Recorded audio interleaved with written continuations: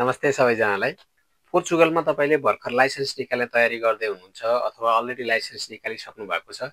सबैजनालाई one of the most complicated अथवा one of the most confusion part चाहिँ speed पनि रहेको छ। यो स्पिड कुन बाटोमा कुन सवारीले कति चलाउन पाउने भन्ने कुरा केही कन्फ्युजन छ। यसलाई क्लियर गर्नको लागि मैले एउटा ट्रिक बनाएको छु।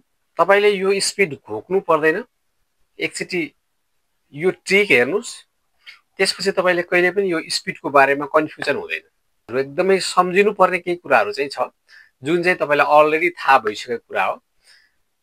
सामान्यतया पोर्चुगलमा त्यो लाइट प्यासेन्जर कार र मोटरसाइकल जुन चाहिँ हाइवेमा चलाउन मिल्ने 50 सीसी भन्दा बढी भएको मोटरसाइकल, यही कारको स्पिड जति हो त्यसको सेम हुन्छ।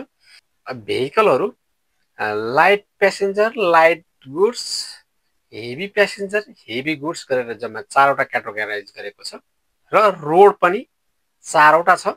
एउटा इनसाइड लोकालिटी, अर्को आउटसाइड लोकालिटी, अर्को रिजर्भ रोडहरू र अर्को हाइवे। यी 4वटा रोडमा यी 4वटा सवारी साधनहरूको स्पिड कुनमा कति हुन्छ भन्ने कुरा एउटा मैले ट्रिक बनाएको छु। कस्तो लाग्छ मलाई सुझाव सल्लाह दिनु होला। अब हामीले लाइट प्यासेन्जर अथवा कार सिक्दैछौँ भने कारको स्पिड चाहिँ जान्नु पर्यो। इनसाइड लोकालिटी भित्र धेरै पढिराख्नु पर्दैन। विथआउट टेलर सबै भेहिकलको म्याक्सिमम स्पिड 50 हुन्छ। मिनिमम स्पिड कति हुन्छ भनेर सोध्नु होला। मिनिमम स्पिड सिचुएसन अनुसार त्यहाँ सबै सिग्नल हुन्छ। मिनिमम स्पिड अरूलाई डिस्टर्ब नहुने गरी चलाउन पाउनुहुन्छ। म्याक्सिमम स्पिड 50 भन्दा बढी लान पाउनुहुन्न। त्यो भयो भने तपाईले फाइन तिर्नुपर्छ। त्यसपछि अब कारको सम्झिनुस् तपाईले। 50 लोकालिटी भित्र, लोकालिटी बाहिर 90, रोड रिजर्भमा 100, हाइवेमा 120। यसको सेम मोटरसाइकलको पनि यही हो। यो चाहिँ तपाईले जान्नुपर्ने कुरा। एउटा लाइन 50, 90, 100, 120। ठीक छ। अब त्यसपछि light passenger, light goods, heavy passenger, heavy गुड्सको लागि अब तपाईले आफ्नो कारको स्पिड जान्नुभयो भने त्यो कारको स्पिडबाट प्लस माइनस गर्ने फर्मुला छ। एकचोटि हाइवेको लाइनमा अगाडिपट्टिको सवारी साधन सबैको लागि -10 गर्नुस्। जस्तो 120 बाट -10 गर्नुभयो 110, -10 गर्नुभयो भने 100 अनि -10 गर्नुभयो भने 90। लाइट गुड्स भेहिकलको लागि फेरि एकचोटि -10 गर्नुस्। आउटसाइड लोकालिटीमा 80, रोड रिजर्भमा 90, हाइवेमा 110। माथिको लाइन पनि भयो, हाइवेको लाइन पनि भयो, लोकालिटी भित्र पनि भयो।